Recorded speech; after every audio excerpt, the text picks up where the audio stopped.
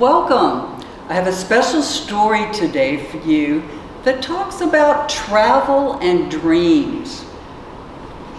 There once was an old man named Isaac who lived in the town of Krakow, Poland. And he lived in a little peasant's hut because he was not very wealthy. In fact, sometimes he hardly had enough food to eat. But he was a godly person and thankful for what he did have. One night, when Isaac was at his dinner table, all he had was one potato for dinner. And so he ate it slowly and enjoyed it, and he thanked God for what he did have. And then he went to bed. And as he dozed off, he had a wonderful dream.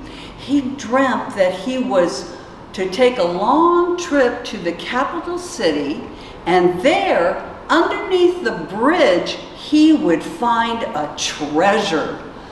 Well, the next morning he awakened and he thought, that was a nice dream, but it was just a dream.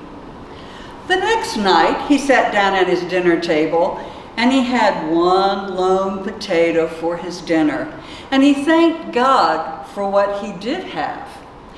He enjoyed his potato, went to bed, and lo and behold, he had the exact same dream he did the night before, where he was to go and walk for 3 days to get to the capital city, where he would find a treasure underneath the bridge. The next morning he awakened and he thought, well, that's coincidence. Sometimes hunger does strange things to your mind. The next night, the exact same thing happened, and then the next morning he thought, 3 times the same dream? Maybe God's trying to tell me something. And so, with hope in his heart, he decided to follow the dream. He began his long journey, and he walked for 3 days. Sometimes people would give him a ride on their cart, but most of the time he walked, and his feet were sore and tired and blistered. But he got to the capital city and he saw the bridge, and so hopefully he went over, and there was a guard watching the bridge, and he thought, oh no, when will I have time to go look for my treasure? So he decided to stay around the bottom of the bridge behind some bushes and some rocks, and he waited for the guard to leave. Well, nighttime came and another guard came to watch the bridge, and he thought, oh no, I'll never get to look for my treasure. The next day, the day guard returned, and he was a good guard, and he recognized Isaac as being the man who had been there all day. And so the guard went up to him and they said, old man, what are you up to? Are you up to no good? And Isaac shook his head no. And then the guard said, if you don't tell me what you're doing here, I'm going to have to arrest you. And so Isaac felt kind of foolish, but he told him the truth.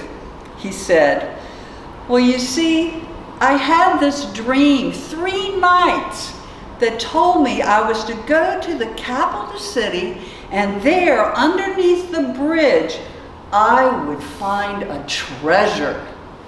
And the guard laughed and he said, are you kidding me? I said, you are such a fool. I had a dream similar to that. It told me to go to Krakow and find the house of a man named Isaac. And underneath the stove in his house, I would find a treasure. Isn't that the most ridiculous thing you've ever heard? You should go on home, old man. And so Isaac did. And it took him 3 days to walk home. And by the time he made it home, he had worn out his only pair of shoes. But with great hope, he went into his house, he moved the stove over, and he dug in the dirt, and lo and behold, he did find a treasure.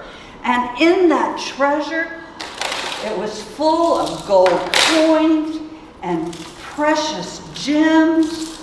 He couldn't believe it. He was so excited. But one of the first things that Isaac did is that he found a priceless emerald, and he wrapped it up, and he attached a note to it and sent it to the captain of the guard. And the note simply said, "Always follow your dreams." And then he took some of his money and he built a nicer home. And over the door frame of his house, he had these words engraved. It said, "Sometimes one must travel far to find what is near." I wonder if you have ever had a dream and that you thought God was talking to you in that dream. And I wonder too about the Israelites who wandered in the wilderness for 40 years, hoping to find the promised land, a land of treasure. And then I wonder if they realized that perhaps a real treasure was near them the whole time. I wonder what you think that treasure might be.